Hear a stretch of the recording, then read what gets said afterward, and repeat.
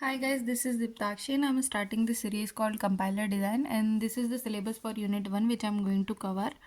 और ये जो सीरीज़ है ये मैं राजस्थान टेक्निकल यूनिवर्सिटी के स्टूडेंट्स के लिए बना रही हूँ। तो ये वाला जो टॉपिक्स है ये इंक्लूड रहेगा इसमें। सो कंपाइलर की डेफिनेशन से हम लोग स्टार्ट कर रहे हैं। Compiler is software that translate or converts a program written in a high level language source language into a low level language machine language और असेंबली लैंग्वेज। तो कंपाइलर बेसिकली एक प्रोग्राम या फिर एक सॉफ्टवेयर होता है जो कि क्या काम करता है, हाई लेवल लैंग्वेज को लो लेवल लैंग्वेज के अंदर कन्वर्ट करने का काम करता है। Compiler design is a process of developing a compiler. और कंपाइलर डिज़ाइन एक तरीका है जिसमें हम सीखते हैं कि कंपाइलर को कैसे बनाते हैं। और अगर आपको मार्क्स चाहिए तो please do draw some diagrams in your answers. High level language will be the input for compiler and output would be intermediate और लो लेवल लैंग्वेज। तो यहाँ पे आप मेंशन कर सकते हो मशीन लैंग्वेज और assembly language just like we have mention C++ and python. और next topic is objective of compiler. तो यहाँ पे अगर क्वेश्चन आता है आपके पास कि what are the operations of compiler, what are the functions of compiler, you can use these objectives as for your answer. तो पहला हमारा ऑब्जेक्टिव है translate high level language to low level language. Compiler का पहला objective क्या है कि वो हाई लेवल लैंग्वेज को लो लेवल लैंग्वेज के अंदर कन्वर्ट करता है। तो यहाँ पे कुछ इलेबोरेशन लिखा हुआ है इसके लिए कि convert human readable source code into machine understandable code such as assembly or machine language. तो ह्यूमन रीडेबल सोर्स कोड कौन सा है, जो कि हमारी हाई लेवल लैंग्वेजेस हैं, एग्जाम्पल कि C++, पाइथन, C# एक्सेट्रा। तो उनको कन्वर्ट किस में करता है, machine understandable code which are assembly language or machine language. Second is produce efficient and optimized code. तो हमारा कंपाइलर का सेकेंड ऑब्जेक्टिव क्या है कि वो एफिशिएंट और ऑप्टिमाइज कोड को प्रोड्यूस करता है। So ensure the generated code is optimise for speed and memory uses. तो मेमोरी यूजेस को और स्पीड को ध्यान में रखते हुए कंपाइलर हमारा आउटपुट देता है। Third point is automate the translate process. तो जो कंपाइलर है हमारा ट्रांसलेट प्रोसेस जो होता है, ट्रांसलेशन प्रोसेस की हाई लेवल लैंग्वेज को जो लो लेवल लैंग्वेज में करने का ट्रांसलेशन प्रोसेस है उसको ऑटोमेट कर देता है। हमको केवल हाई लेवल लैंग्वेज को देने की ज़रूरत होती है कंपाइलर को एज एन इनपुट, और वो हमको सारा काम खुद करके लो लेवल लैंग्वेज प्रोवाइड करवा देता है। So create software tools compilers to handle the translation from source code to executable code without human intervention. तो कंपाइलर क्या है, एक सॉफ्टवेयर है जो कि हैंडल करता है ट्रांसलेशन का प्रोसेस, सोर्स से लेकर के एग्जीक्यूटेबल कोड देता है हमको, सोर्स कोड लेकर के एग्जीक्यूटेबल कोड देता है हमको विदाउट ह्यूमन इंटरवेंशन, कोई ह्यूमन के इंटरवेंशन के बिना। Fourth point is detect and report errors. तो चौथा काम क्या है हमारे कंपाइलर का कि वो डिटेक्ट करता है और रिपोर्ट करता है एरर्स को। Identify and report errors in the source code ensuring it's correctness before translation. जो हमारा कंपाइलर है वो ट्रांसलेशन परफॉर्म कब करता है, जब हमारा जो सोर्स कोड है जो कि उसको प्रोवाइडेड रहता है हाई लेवल लैंग्वेज कोड, उसके अंदर अगर एरर्स नहीं है, और अगर एरर्स हैं तो वो हमको एरर्स को डिटेक्ट करके रिपोर्ट करता है, और अगर एरर्स नहीं है तो वो डायरेक्ट ट्रांसलेशन करता है।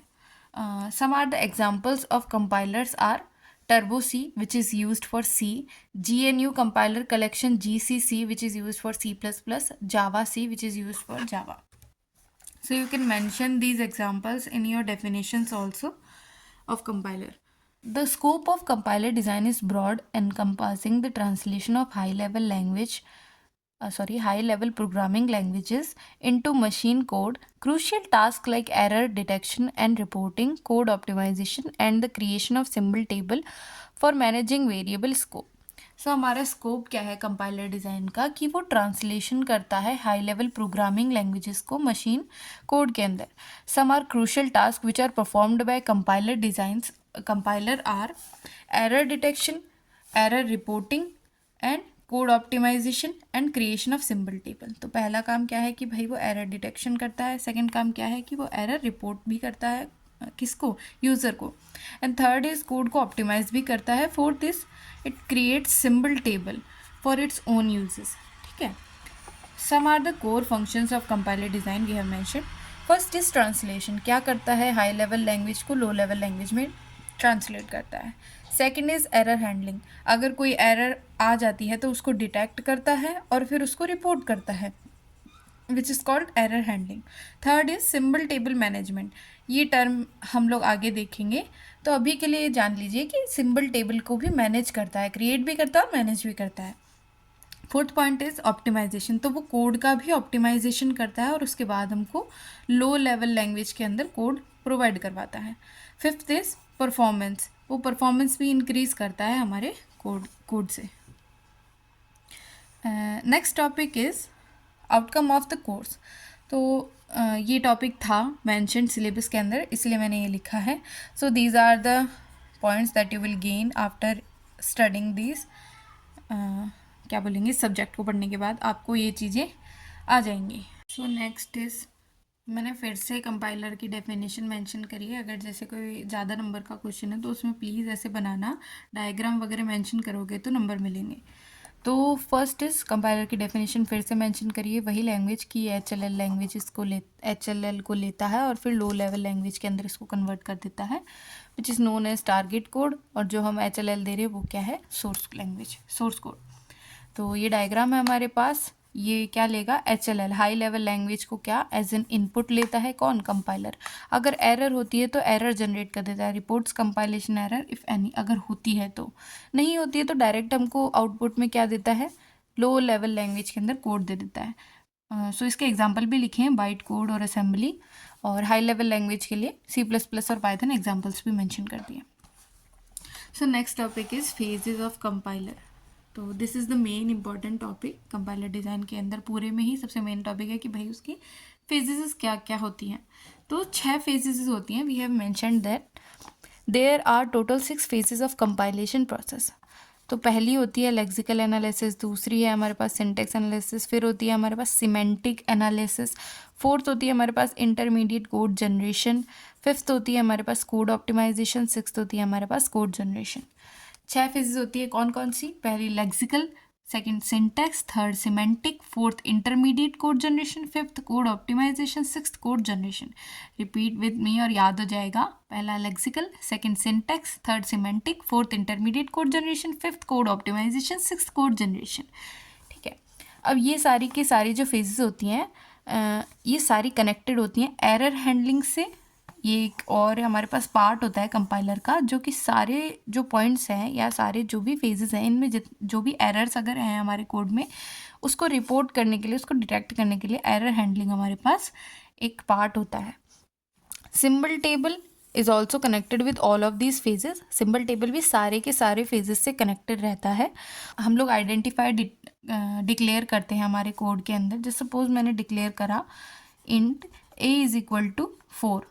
सो सिंबल टेबल के अंदर ये पता होगा, ए को मेंशन किया गया होगा कि ये एक इंटीजर डेटा टाइप है और ये एक आइडेंटिफायर है जो कि यूज़र ने डिक्लेयर करा है। कुछ तो सिंबल टेबल ऐसे यूज़ में आती है। अब हमारे पास जो इनपुट होगा वो सोर्स कोड होगा और पहले फेज लेक्सिकल एनालिसिस को दिया जाएगा। Lexical analysis will generate tokens. अब जो भी लेक्सिकल एनालिसिस का फेज होता है, आउटपुट होता है, उसको हम क्या बोलते हैं, टोकन बोलते हैं। ये टोकन किस में जाएगा, सिंटैक्स एनालिसिस में जाएगा। सिंटैक्स एनालिसिस पार्स ट्री करके जनरेट करेगा और पार्स ट्री फिर कहाँ जाएगा, सिमेंटिक एनालिसिस में एज ए इनपुट जाएगा और सिमेंटिक एनालिसिस का आउटपुट जनरेट होगा सिमेंटिक पार्स ट्री। जो पार्स ट्री है वो भी सिमेंटिक जनरेट हो जाएगा। These are outputs and inputs for different phases. अभी सिमेंटिक पार्स ट्री किसके अंदर जाएगा, इंटरमीडिएट कोड जनरेशन में, जो कि जनरेट करेगा 3 एड्रेस कोड। अभी 3 एड्रेस कोड किसके अंदर जाएगा, as an input code optimization पे जाएगा और कोड ऑप्टिमाइजेशन के बाद जो हमारा ऑप्टिमाइज्ड कोड है वो किस में जाएगा, कोड जनरेशन फेज के अंदर जाएगा और कोड जनरेशन फेज क्या करेगा, फिर मशीन लैंग्वेज कोड को जनरेट करेगा, जो कि हमारा असेंबली कोड भी बोल सकते हैं इसको और बाइट कोड भी बोल सकते हैं इसको। ठीक है,